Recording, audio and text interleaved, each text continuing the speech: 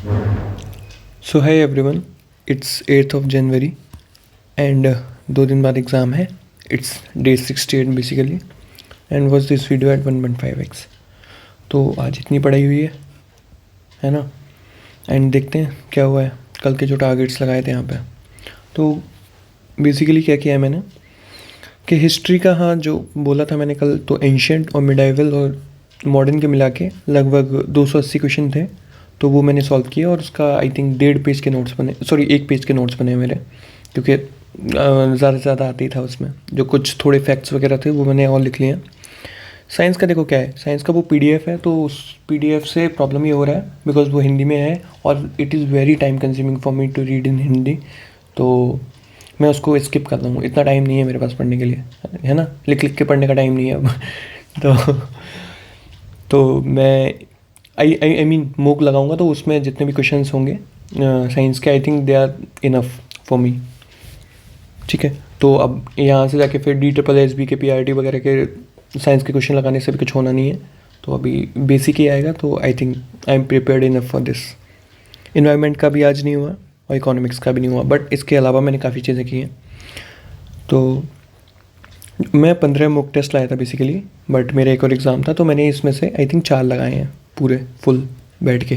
ठीक है. और चारों में मार्क्स ऑलमोस्ट क्या है, मतलब 210 से ऊपर ही आ रहे हैं सभी में, और 300 में से.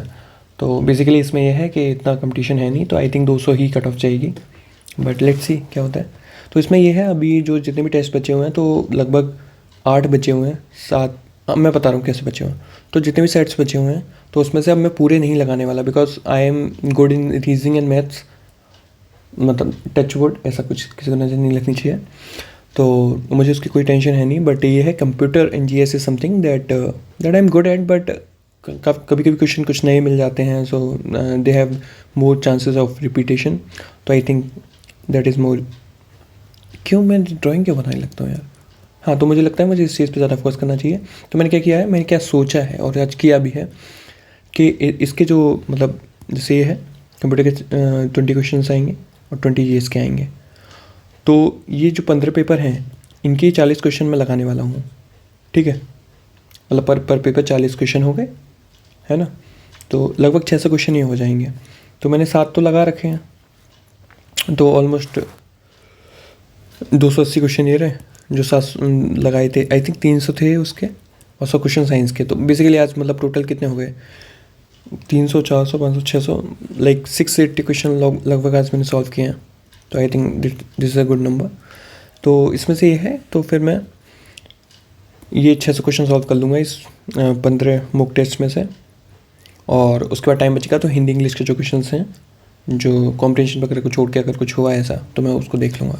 बाकी ये है कंप्यूटर और GS के, तो इन 15 मॉक टेस्ट के सारे कर लूँगा मैं आराम से, कोई दिक्कत नहीं है. और इंग्लिश भी रिवाइज़ किया आज मैंने थोड़ा, तो इतने टाइम में इतना ही किया. लेकिन इट इज़ नॉट, मतलब ये कुछ बहुत ज़्यादा टाइम नहीं है एग्ज़ाम से पहले पढ़ने का. But let me tell you, अगर मैंने 1 घंटे और पुश किया ना, तो अगला दिन मेरा पूरा चला जाएगा. I know that. तो आई थिंक बी पेशेंट, और जितना हो रहा है उतना करिए. और I think this is my sweet spot, और इससे फोर्स करने से कुछ होगा नहीं, बिकॉज फिर रिटर्न्स नहीं मिलते हैं मुझे.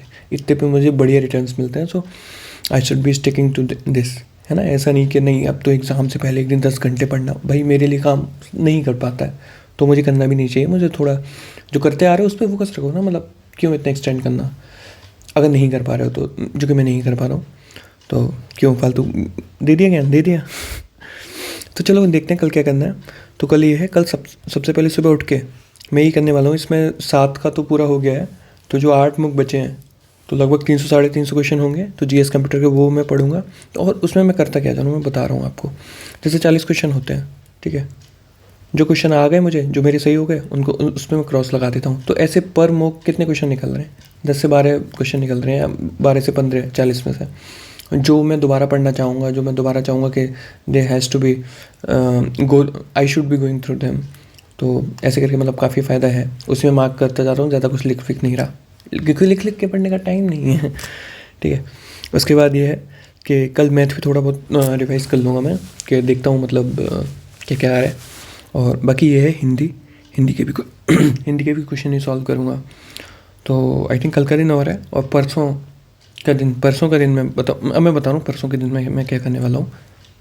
मतलब सोचा तो ऐसा कुछ है नहीं मैंने, बट ये जो फर्रे बनाता हूँ ना मैं लास्ट टाइम के लिए, ठीक है, जो फर्रे बनाता हूँ उन्हीं को रिवाइज़ करूँगा और जो करंट अफेयर के फर्रे बनाए हुए थे उनको भी रिवाइज़ करूँगा।